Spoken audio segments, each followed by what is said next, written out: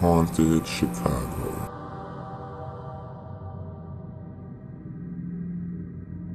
The Wynkoop Mansion. Alice Lois Lindsay Wynkoop was born on February 1st, 1871 in the small town of Delray. She was the daughter of Benjamin Frank Lindsay, a farmer, and Catherine Frances Franny Wiswell Lindsay, an efficient housewife. Her ancestors were largely Scottish and English descent. She was the third of 6 siblings, one of whom died in infancy. Her parents were well-to-do and well-respected in town.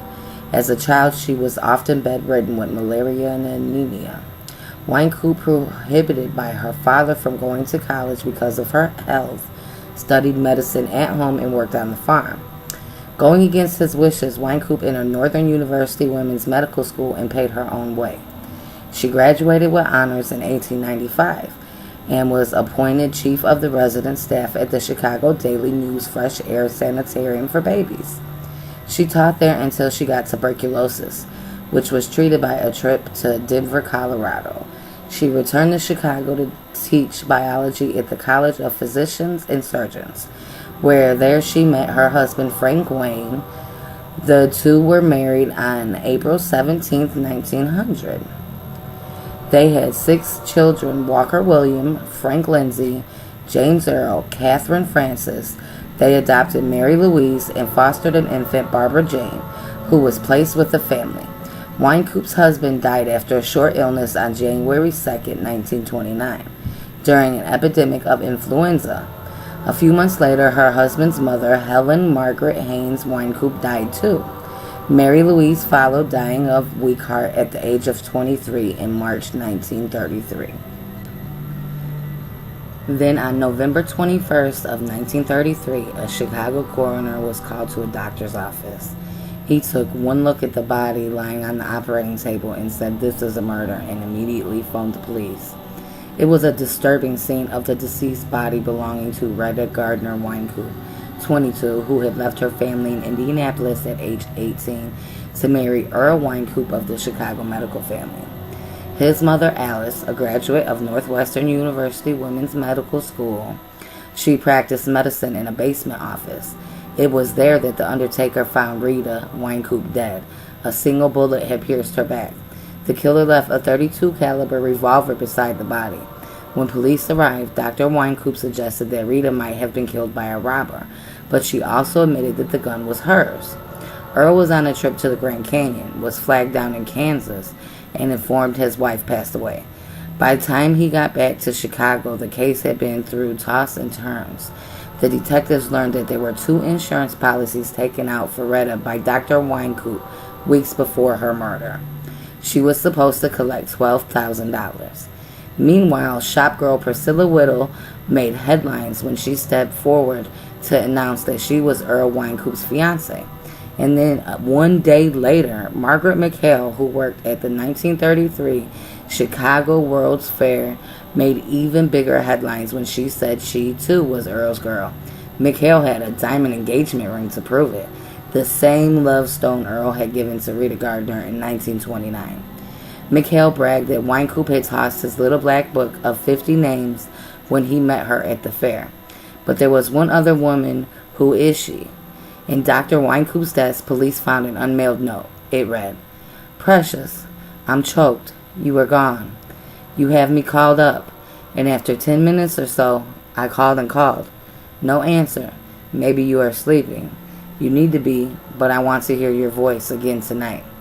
I will give anything, have to spend an hour in real talk with you tonight, and I cannot. Good night." Alice Wynkoop said that she wrote the note to her son, but she was mortified when police characterized it as a love note. It was just the letter of a mother to a son whom she loved, the doctor said. Earl Wynkoop suddenly announced to police, "I killed my wife, and I did it alone." But police were able to confirm that Wynkoop was out of town at the hour of the murder. And then soon, Alice Wynkoop made her own confession.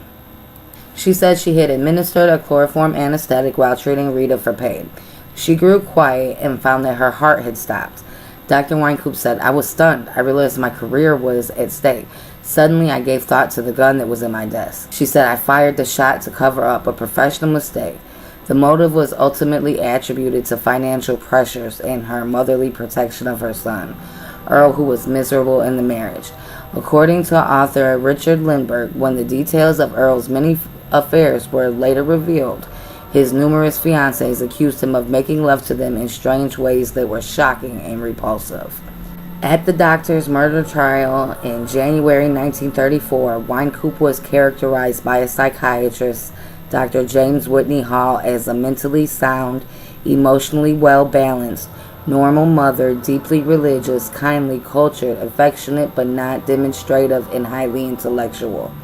The jury convicted Wynkoop of murder but spared her life. Sentenced to 25 years, she served just 14. She was a tired, sick old woman who did a great deal of knitting for the soldiers during the war. She was released on December 29, 1947 for good behavior. After a brief hospitalization, she was moved to Burnside Rest Home in Chicago, where she lived anonymously and died in 1955, dying at age 84. The House of Weird Death is now long gone. For years, rumors about the house circulated. It was considered to be meaning to be haunted, and stories went around that the ghostly strains of Retta's violin could sometimes be heard coming from the ruins of the building. How much of the story was true and how much legend is now a mystery. The neighborhood itself, the Fillmore district, is now a crime-ridden area, and where the graceful mansion once stood, only empty lots remain. Retta Wynkoop, along with the rest of this strange clan, is now long forgotten, and if her ghost still walks here, it walks alone. Thanks for watching. If you enjoyed that video, make sure you stay tuned for the next part of Haunted Chicago. Don't forget to subscribe and hit the bell for notifications. Leave me a comment. Let me know something you'd like to see a video on. I take all ideas into consideration, and I love scary ideas. Thanks again for watching, guys. Till next time.